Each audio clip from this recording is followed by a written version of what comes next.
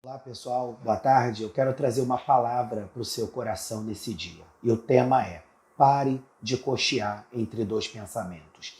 Aqui no texto de 1 de Reis, capítulo 18, do versículo 17 ao 21, tem uma narrativa muito interessante, porque descreve o momento em que Elias se apresenta diante de Acabe. Ou seja, a segunda vez que Elias se apresenta diante de Acabe. Porque a primeira vez que Elias se apresenta diante de Acabe, Elias se apresenta para trazer uma palavra de juízo. E a palavra é: Deus fechou os céus e não haverá chuva sobre essa cidade. Primeiro a gente precisa entender por que razões Deus leva o profeta Elias até Samaria para liberar essa palavra. Bem, Acabe, ele foi um rei em Israel, um dos mais perversos. O texto narra que Deus olhava para os feitos de Acabe e via nos feitos de Acabe muito mal. É como se Acabe tivesse sido, até o presente momento, o pior, o mais perverso e o que mais pecou aos olhos do Senhor. Acabe casou com uma sidonita chamada Jezabel. Ela era filha de Etibaal e ela era uma adoradora de Baal, assim, declarada. Baal, ele era considerado o Deus que comandava todas as coisas. Ele era o Deus Todo-Poderoso, vamos dizer assim. Os cananeus já adoravam a Baal. E nos cultos a Baal tinha sacrifício de seres humanos. No culto a Baal tinha muita orgia, muita prostituição, muita bebedice, muita imoralidade. E Eli e Acabe trouxe essa prática de culto para Samaria, para sua cidade, para o seu palácio. Ele preparou um sítio para que todo tipo de profanação pudesse ser feita ali. E a Sera era considerada uma deusa, né? A deusa da fecundidade, a deusa da fertilidade. Então era como se houvesse um casamento entre Baal e a Sera. E juntos eles comandavam céus e terra. Ou seja, na crença de Jezabel e na crença de Acabe. E Deus se apresenta diante de Acabe através de Elias e diz: não vai chover sobre essa terra. E quando Deus manda Elias liberar essa palavra, de imediato Deus fala para Elias: agora você vai se retirar da cidade e você vai se esconder. E nesse período que Elias se esconde, Acabe dá ordem para que seus homens vasculhassem a cidade inteira, rios, cidades, nações vizinhas, para encontrar Elias, porque o intuito de Acabe era matar Elias, porque ele via Elias como um perturbador. E ele entendia que matando Elias, aquele decreto seria anulado. Ou seja, em nenhum momento Acabe teve sensibilidade para perceber que tudo que ele estava passando era um juízo de Deus. A Bíblia diz que ele não consegue achar Elias, ou seja, Deus põe sobre Elias um manto de invisibilidade e Elias estava tão próximo no ribeiro de Querite, mas ao mesmo tempo ele não foi encontrado por Acabe e nem pelos seus homens. Passam-se 3 anos e Deus diz para Elias: vai lá e se apresenta a Acabe novamente. E o texto que eu disse fala do momento em que Elias se apresenta diante de Acabe. E quando Elias se apresenta diante de Acabe, cheio de autoridade, no Espírito de Deus, Acabe ele se reporta a Elias com muita revolta, né? Eu imagino Acabe colocando o dedo na cara de Elias e dizendo: é você o perturbador de Israel? E diz a Bíblia que Elias, cheio de autoridade, deixa bem claro: não, eu não sou o perturbador de Israel. Pelo contrário, o perturbador de Israel é você, que feriu os mandamentos do Senhor e trouxe esse juízo sobre essa cidade. E eu estou aqui debaixo de uma palavra. E a palavra é necessário que você reúna os 450 profetas de Baal e os 400 profetas de Acera, que estão sempre junto à mesa com vocês, e eu quero que você leve eles até o Monte Carmelo. E Acabe ouve aquela palavra e ele se submete a esse comando que Elias deu. É óbvio, né? Deus estava na frente, quebrando tudo e fazendo Acabe entender que ele não poderia resistir. E quando Elias se depara com os profetas de Baal e Acera no Monte Carmelo, o que Elias faz? Elias desafia os profetas, porque durante todo o tempo em que eles estiveram debaixo de um juízo, eles continuaram adorando a Baal, eles continuaram adorando a Acera. E Elias disse, então erga um altar e começa aí a invocar a Baal e a invocar a Acera, para ver se ele vai responder vocês. Porque na realidade, Elias estava confrontando aqueles profetas porque eles estavam cocheando entre dois pensamentos. Eles, ao mesmo tempo que reconheciam Baal como Deus, reconheciam Acera como Deus, mas também reconheciam os feitos do Deus dos hebreus, o Jeová, o Todo-Poderoso, o Deus a quem a gente serve, o nosso Emanuel. Então, ou seja, eles estavam divididos e nós precisamos entender que Deus não divide a sua glória com ninguém. Deus é aquele que quer ser Senhor Supremo do nosso coração e de nossas vidas. Porque dos céus e da terra Ele é, como diz o Salmo de número 24, né? Do Senhor é a terra e toda a sua plenitude. Ainda que um homem, na sua insensatez, não queira dar o mérito, não queira reconhecer a Deus como Todo-Poderoso, ele continua sendo. Na realidade, eu e você, reconhecendo ou deixando de reconhecer, não muda em nada o status de Deus. Agora, quem ganha sou eu e você, quando reconhecemos Ele como nosso Senhor e Salvador e como Todo-Poderoso que comanda, que governa e que administra céus e terra. Olha o que diz o versículo 21, só para a gente não ficar sem ler texto nenhum. Versículo 21 de 1 de Reis, capítulo 18. Então Elias se chegou a todo o povo e disse, até quando cocheareis entre dois pensamentos? Se o Senhor é Deus, segui-o, e se Baal é Deus, segui-o. Porém o povo nada lhe respondeu. Por que o povo não tinha nada para responder? Porque o povo estava dividido.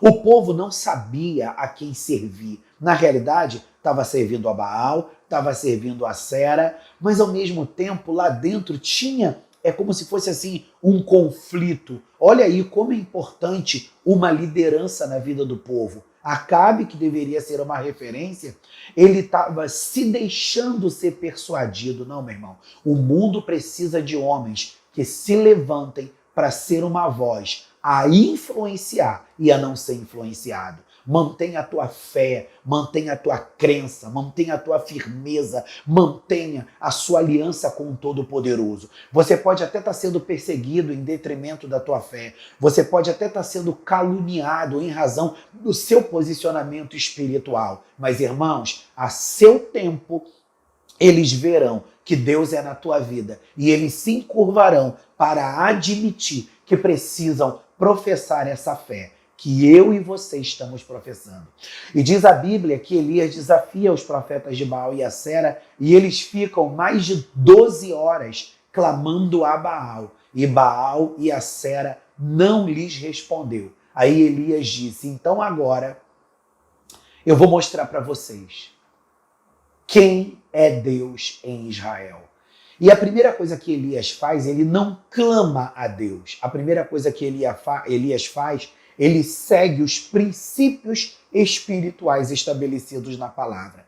Como o povo estava adorando há anos a Baal e a Acera, eles não havia, vamos dizer assim, se tornado extinto, quase que extinto, a prática de adoração a Javé, a prática de expiação de pecados, ofertas para que Deus fosse adorado. Então o altar estava lá, esquecido, quebrado, e a primeira coisa que Elias faz, antes de clamar ao Senhor, é reparar o altar, que representava pedindo perdão pelos pecados da nação. Então, quando Elias repara o altar, Elias, profeticamente, ele está pedindo perdão pelos pecados da nação. E diz a Bíblia que ele restaura o altar que estava quebrado com 12 pedras. 12 fala do número das tribos de Israel, então fala de uma unidade de propósito, e o 12 também fala de governo, ou seja, admitindo, readmitindo ou revendo, recolocando Deus no governo no centro daquela nação. Depois que o altar é reparado, eles colocam o animal, colocam o holocausto, que é a oferta, né? Que é o animal, que é o sacrifício. E Elias deixa bem claro, faça uma vala em torno do altar, coloque em palha, peguem 4 cântaros d'água e enche esses 4 cântaros d'água por 3 vezes, ou seja, 4 vezes 3, 12. Olha aí o 12 novamente aparecendo. O 12 está falando do número de discípulos, ou seja, aquilo que Elias estava fazendo tinha um peso profético. Era pedindo perdão pelos pecados da nação, era mostrando para a nação que Deus precisava estar no governo, estar à frente de todas as coisas. E 12 baldes d'água está falando dessa propagação do evangelho, está falando dessa propagação da palavra. Porque quantos discípulos o Senhor levantou para cumprir o ID? 12 discípulos, e água fala da palavra. Então, ou seja, a água sendo derramada sobre aquele altar, profeticamente representa aquela nação se expandindo no conhecimento da palavra e do Deus Todo-Poderoso. E depois de tudo isso, o que Elias faz? Elias clama a Deus. E ele pronuncia uma frase que é muito poderosa. Ele deixa bem claro: se eu sou homem de Deus, desça fogo do céu. Se eu sou homem de Deus, desça fogo do céu. E diz a Bíblia que Elias clamou, fogo do céu desceu. E diz a Bíblia que tanto os profetas de Baal quanto os profetas de Acera admitiram que Deus era o único Senhor. Olha o que diz aqui o versículo 39. O que vendo todo o povo, caíram sobre os seus rostos e disseram: só o Senhor é Deus, só o Senhor é Deus. Ou seja, eu quero encerrar essa palavra dizendo: só o Senhor é Deus. Pare de cochear entre 2 pensamentos. Pastor, como assim? Eu estou crente, sou crente em Jesus, e você vem com essa palavra dizendo que eu devo parar de cochear entre 2 pensamentos? Como assim? Quando a gente pensa em pensamentos, a gente pensa em questões da nossa alma. E às vezes a nossa alma nos divide. Porque a nossa alma, ela é muito voltada para as coisas desta vida. E o nosso espírito é voltado para Deus. Então, cochear entre 2 pensamentos fala de, muitas das vezes, a gente não se manter posicionado, a gente ir tombando e declinando e reclinando para uma direção que vai nos tirar do propósito. Acabe é a figura de uma liderança que se deixou ser influenciado. Acabe é a figura de uma liderança que não tinha uma fé só. Ele tinha várias fés. E às vezes, desculpa se essa palavra não existe, ele tinha várias fés.